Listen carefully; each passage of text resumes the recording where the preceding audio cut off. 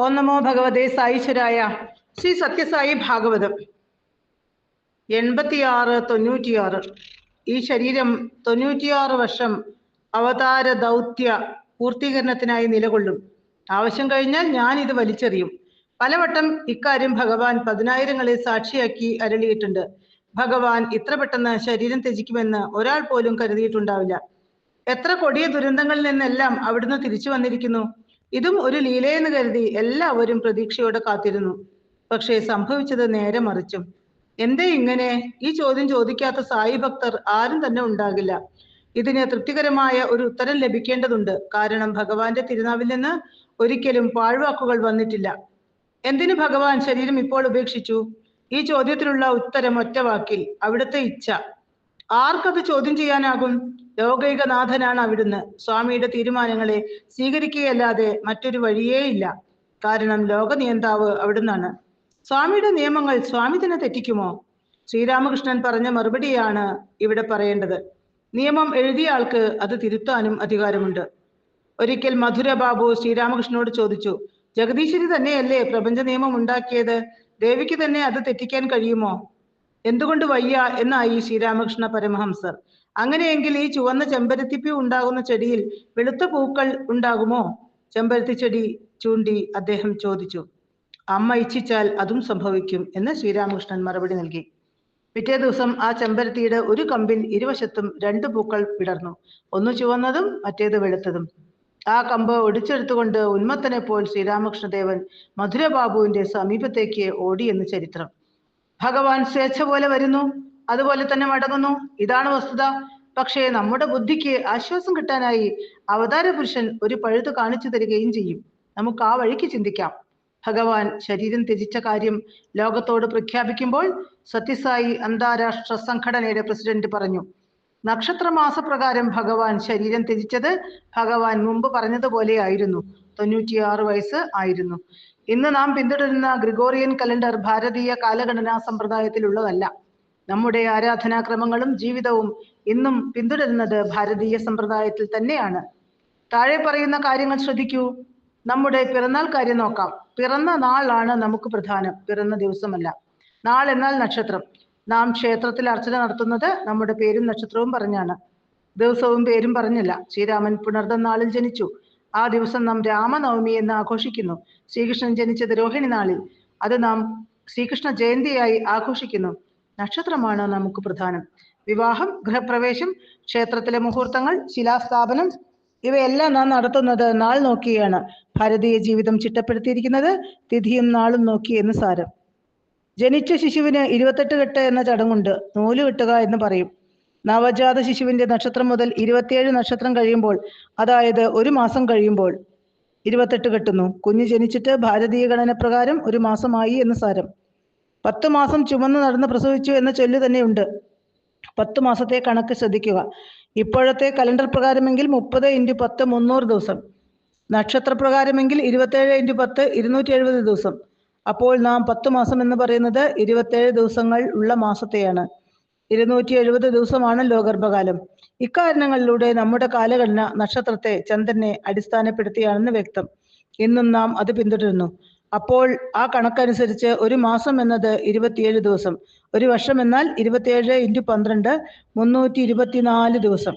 ഭഗവാൻ ശരീരത്തിൽ വസിച്ചത് English calendar പ്രകാരം 86 വർഷം. 86 വർഷം ദിവസമാക്കുമ്പോൾ 86 × 365.25 31,411.5. ഈ ദിവസത്തെ നക്ഷത്രമാസമുള്ള വർഷമാക്കുമ്പോൾ നക്ഷത്രമാസപ്രകാരമുള്ള വർഷമാക്കുവാൻ 31,411.5 ഹരിക്കണം 324 സമം 96 എന്ന് ഉത്തരം കിട്ടും. അതായത് ഭഗവാൻ ഭാരതീയ ഗണന പ്രകാരം 96 വർഷവും ശരീരത്തിലുണ്ടായിരുന്നു. ഇനി ഭഗവാൻ അരുളിയ ചില കാര്യങ്ങൾ ചുവടെ, അതൊന്ന് ശ്രദ്ധിക്കാം. ഈ ഭൗതിക ശരീരത്തിൽ ഇനി 58 വർഷം കൂടി മാത്രമേ ഞാൻ ഉണ്ടായിരിക്കുകയുള്ളൂ. ഇപ്പോൾ എൻ്റെ ജീവിതം നിങ്ങളോട് ബന്ധപ്പെട്ടിരിക്കുന്നു. ആ ഭാഗ്യം നിങ്ങൾ പരമാവധി പ്രയോജനപ്പെടുത്തുക. സത്യസായി വാണി 2ാം ഭാഗം, അധ്യായം 18, പേജ് 83, 21/1, 1961. ഈ വർഷം നക്ഷത്രമാസപ്രകാരം ഗണിക്കൂ. 1961. അഭിമുഖമുറിയിൽ ഭഗവാനും ബ്രഹ്മാനന്ദ പാണ്ഡെയും മകൻ അരുണും.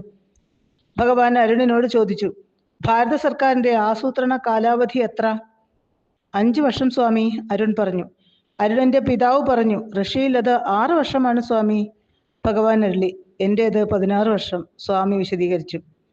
ഭക്തന്മാരെ ആനന്ദിപ്പിക്കാനുള്ള ലീലകൾക്കായി 16 വർഷം, മഹിമകൾ കാണിക്കാനായി 16 വർഷം, ഉപദേശങ്ങൾക്കായി 16 വർഷം, വിദ്യാപ്രചരണത്തിനായി 16 വർഷം, ആരോഗ്യ ശുചിത്വം ബോധ്യപ്പെടുത്താൻ 16 വർഷം, എല്ലാ മതങ്ങളുടെയും അന്തസത്തയായ സനാതനധർമ്മ പുനരുദ്ധാരണത്തിനായി 16 വർഷം. സത്യം ശിവൻ സുന്ദരം 6 അധ്യായം 6. അതായത് 16 × 6 96 വർഷം എന്ന് സാരം. ഭഗവാന്റെ വിൽപത്രം. 1998 പ്രധാനപ്പെട്ട പല പദവികളിലും ഭഗവാൻ വിദ്യാർത്ഥികളെ നിയമിച്ചുകൊണ്ടിരിക്കുന്ന സമയം.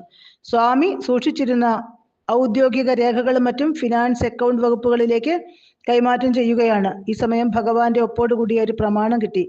അതവർ ഭഗവാന്റെ അനുവാദം കിട്ടിയിട്ട് കൊടുത്തുവിടാനായി സ്വാമിയെ കാണിച്ചു. സ്വാമിയുടെ വിൽപത്രമായിരുന്നു അത്. ഭഗവാൻ അത് വായിച്ചു കേൾപ്പിക്കാൻ പറഞ്ഞു. വായിച്ചു കേട്ടപ്പോൾ ഭഗവാൻ അരുളി, ഓഫീസ് കീ പാമ്പിച്ചാവോടോ, ഓഫീസിലേക്ക് കൊടുക്കണ്ട. ഭദ്രങ്കാ പെട്ടുകോ, ഭദ്രമായി സൂക്ഷിച്ചു വെക്കൂ. പാനിക്ക് വാസ്തുണ്ടി, അത് പ്രയോജനപ്പെടും. ഈ വാക്കുകൾ പിന്നീട് പരമസത്യമായി ഭവിച്ചു. ആ വിൽപത്രത്തിന്റെ സാരമിതാണ്. എനിക്ക് 44 വയസ്സായി. സനാതന ധർമ്മ പരിപോഷണത്തിനായി, പ്രചാരണത്തിനായി ഞാൻ മാതാപിതാക്കളെ വിട്ട് 12ാം വയസ്സിൽ വീട് ഉപേക്ഷിച്ചു പോന്നു. ഞാൻ അവിവാഹിതനാണ്. ഇനി തിരിച്ചു പോകുന്നില്ല. കുടുംബവുമായി യാതൊരു ലൗകിക ബന്ധങ്ങളുമില്ല. എല്ലാം ഉപേക്ഷിച്ചിരിക്കുന്നു. ഇന്ന് എനിക്കുള്ളതെല്ലാം ഭക്തന്മാർ സമ്മാനിച്ചതാണ്. ഇതെല്ലാം ജനോപകാരത്തിനായി ഉപയോഗിക്കേണ്ടതാണ്. ഈ വിൽപത്രം എഴുതിയത് 1967 March 23.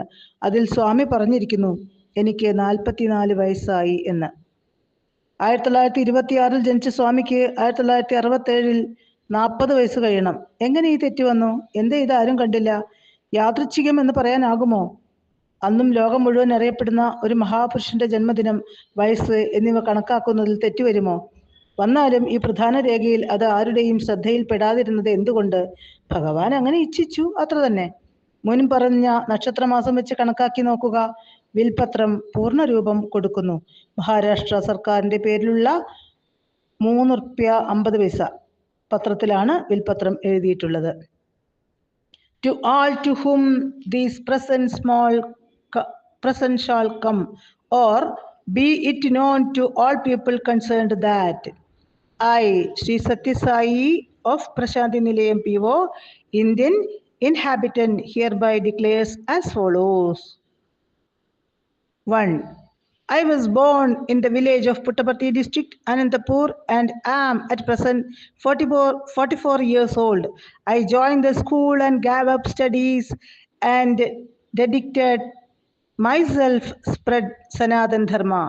I am unmarried and I left my parents' house at the age of 12 and have taken up religious order with saffron dress, and I have no worldly and or family attachments. I declare that when I left my parents' place permanently and adopted holy order with no intention to revert back, I relinquished all my right, title, and interest in the family property, movable and or immovable, whatsoever and wherever they may be, and that I do not owe and possess my personal property, wealth, or estate.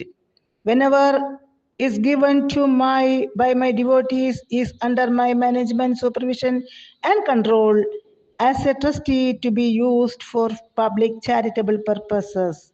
This declaration I am making so that nobody can claim under or through me in the family properties, if any. Dated this 23rd day of March 1967.